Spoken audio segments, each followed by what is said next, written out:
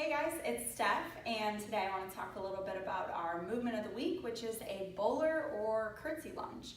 So we kind of tend to call it bowler or skater lunges in fitness classes, and you always hear it as more of a curtsy lunge in, let's say, a Pilates or a bar class. So I love this variation of a lunge because it really hits the glutes and the legs and the hips in a whole different way. So for a typical curtsy or bowler's lunge, we're going to start in a regular hips width apart stance. And the main thing here is to make sure the hips stay forward. So a lot of times I see people step too far back and then their hips turn out to the side.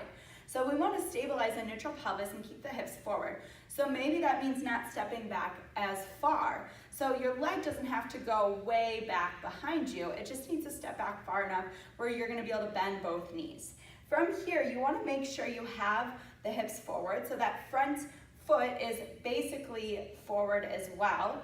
And then when you lunge into it, you're going to bend both knees. You can do hands on the hips, stabilize, keep the chest up, and then come back and back to start. So you come down.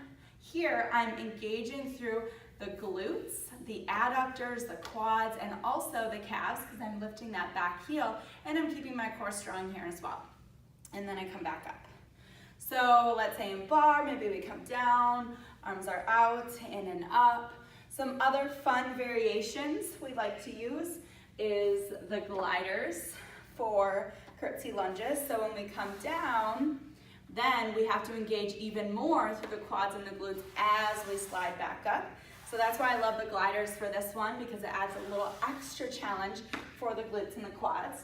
And then some other fun variations would be maybe adding some weights. So as we come down, maybe do a little curl, and then maybe we do a fly at the top. So it's nice because it's a great movement that you can add on to.